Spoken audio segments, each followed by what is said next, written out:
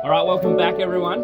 We are working on the tiny house again after a break last week with our baby moon. The plan today is to try and get some of these flashings put around the outside of the house and get it all sealed up.